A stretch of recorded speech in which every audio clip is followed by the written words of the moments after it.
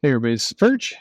All right. Well, I got something to admit to you, dear listeners, who have been following around this show. You know what? This show is going to be this particular episode of the show. If you've listened to a lot of the podcasts, the episodes, whatever these things are, then this one's more for you. Okay. If this is your first time, if this is the first one you've clicked on, if you somehow got to Perch from this, you just abort. You're this is not the one. Go to any one of the other 2,000 or so videos on this channel. Don't start with this, because this is kind of a catch up with the long term listeners. So that's what this is. Um, hey, little realization, dear listeners. As you know, this has been a journey the last couple of years. Many of you started following me while I was up in the Seattle area. I had my shop up there, was looking to reopen. COVID went through that time with all of you. X-Men comics, and then that blow up. Doing a lot of shows, both in the car, but actually less. I mean, there was a fraction of the shows were from the car. The majority of the shows were just recorded in an office with a microphone, and we did those live streams every week. We had like a good year run of live streams every week, and that was fun. Got kind of out of the habit, and and then eventually I figured out that both I could get better microphones for the car, and also there was audio software to clean up the audio. So that's why when you listen to some of the old videos, when they were done from the car, they sound like shit. And now they sound better. I'm not saying good, but fewer people bitch about the audio quality in the comments anyway. But then moved down, did a bunch of consulting work, moved down to Texas. People every now and then somebody speculates on what's going on. You guys are completely wrong. Every time I see the speculation, it's completely off. Moved out of Texas because it was a really good gig, high paying, and good for my family. It was important for me for the kids to see a different area. They lived in one area. I mean, we'd bounced around a few places in the planet, but when I was young, I moved all over the place, and even into adulthood, I've lived, I think as people have heard this, all over, the country, and countries.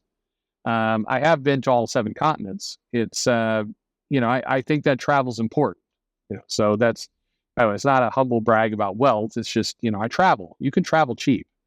And I recommend if you ever have the chance to do that, get out, get around. It opens your eyes to what's going on there. Quite frankly, a lot of the writers who are currently doing comics, this is a comics channel, so we're all tied to comics every now and then. I think a lot of them would benefit from travel. Go outside your comfort zone. Look, I'll tell you something crazy. If you are a kind of liberal-minded or part of the LGBTQ community and you've lived in Portland or Seattle your entire life, if you, fly down to Dallas and spend a week in Dallas or a week in Louisiana or Arkansas or North Carolina, you're not going to get murdered. I promise. You won't. You'll be okay. And it's important to see those other perspectives, those other lives. I think that's how you broaden kind of your ability to write. You see different things, but even more important than being in the country, go elsewhere. Go to Argentina, go to Switzerland, go to India, go to anywhere. Go find other places. One of the big flaws I think in humanity is that we travel to the places that we think are comfortable to us, and you don't grow. If you lived in Portland and then you moved to a liberal neighborhood for a summer in Paris, yeah, you're in another country, but you haven't expanded your horizons much. You need to see other lives. You need to see other perspectives. Have the fortitude of character. I'm thinking a lot right now about how comic writers will often say that they don't want to hear other perspectives because they won't share the stage with the alt-right or the woke. Well, first of all, it's a weird way to frame it and look at it. You're not sharing the stage with anyone, but seeing those perspectives is only dangerous to you if you believe your character is so weak that by being in somebody's other presence or listening to them speak is going to, erode your own convictions. I never, I've engaged and talked and met with people I disagree with 100%, diametrically opposed to their point of view. I never worry in those conversations that by talking to them, I'm going to turn into that person. And I understand this is a video. It won't get a lot of views. But this is this is important for comics. It's important for life. You need to be able to express yourself. You need to be able to have strength in what you believe and not worry that just talking to somebody else is going to destroy you.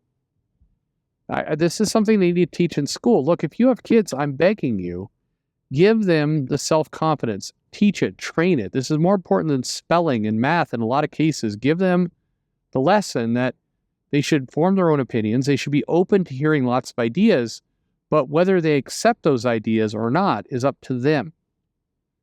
That's really, really important. When you shut your ears off, when you stop listening, you become dumber. If you also walk in and listen to someone and immediately take their point of view, then you're not a person anymore. You're just a sponge for whatever comes your way. Anyway, so go challenge yourself. And I'll tell you how I'm challenging myself right now. I got in the car and I started driving, and I couldn't put my head back on my headrest.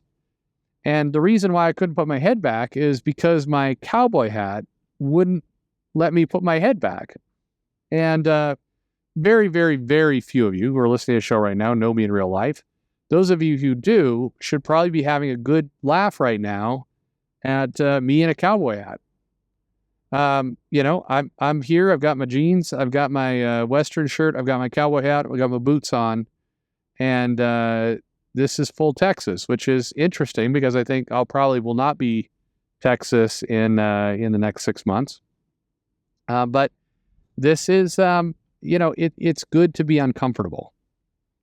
The price I pay for being uncomfortable right now is I can't put I had to take the hat off. But I did, like an idiot, I did, struggle for quite a while. Was like, why is my head go back? Like, this is uncomfortable. What's going on? I'm like, I should take the hat off. That'd be the clever thing to do. So I'm using this as a little bit of an analogy.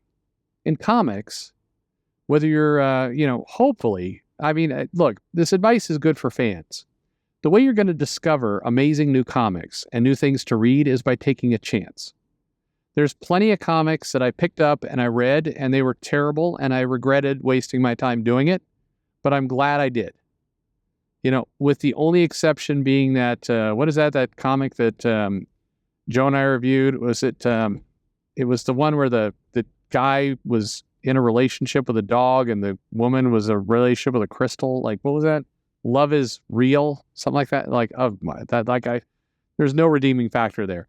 But generally, I've read lots of comics, and there's plenty of comics that I read that, I thought I will not enjoy this. And sure enough, it became one of my favorite books. A classic example, I read Doom Patrol by Grant Morrison, and it was okay.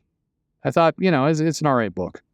And then I tried it again when Rachel Pollack came on, and it was I like, this is not for me. And I read it, and I was glad that I did. I pushed myself to do something I didn't think I would want, and it turned out to be a great comic. And I've enjoyed it. It's been something I've enjoyed. A lot of David Lynch's stuff, same way. I got into, Blue Velvet and Twin Peaks, and some of these Elephant Man, the same way. These were not movies that I thought would appeal to me. I pushed myself to do something out of my comfort zone, and it paid off. I think that's important for you as a customer and as a fan. Give yourself that opportunity. Try those books. I know you could hear a million videos about, whatever it is that Marvel is fucking up right now, but give it a shot. Try new things. You don't have to stick with it.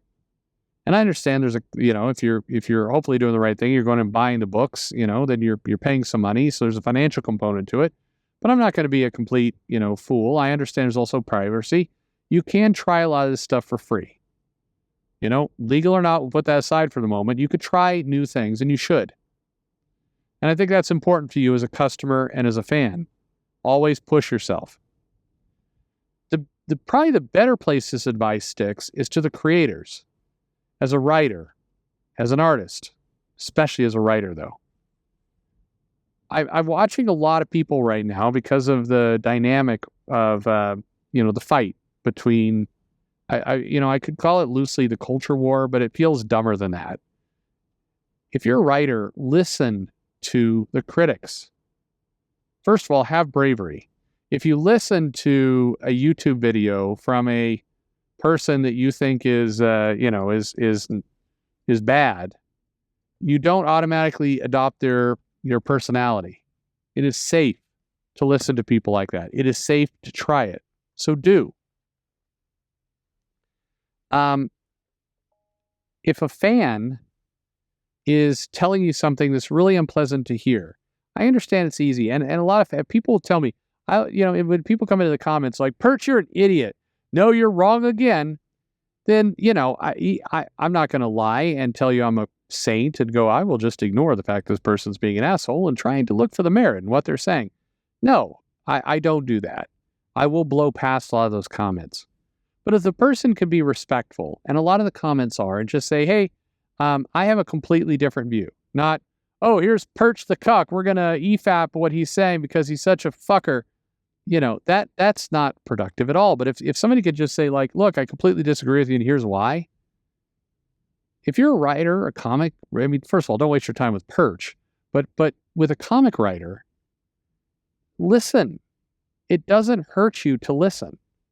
It doesn't hurt you to weigh what they say. Nobody will know. You're all by yourself. You can even take your phone into the bathroom in the dark and read this stuff in the secrecy of your own home where nobody knows you're actually consuming it. Just listen. Because some of those ideas may be damn good ideas. They won't hurt you, and they will make you stronger. We are stronger when we consider opinions that are outside of our norm. Always. Consider does not mean adopt. Consider doesn't even mean, spend a lot of effort to it. It just means listen. There is power in listening and then disagreeing and dismissing. So give it a shot. And I'm going to try and figure out how to wear this cowboy hat because it hurts my head. Thanks for listening.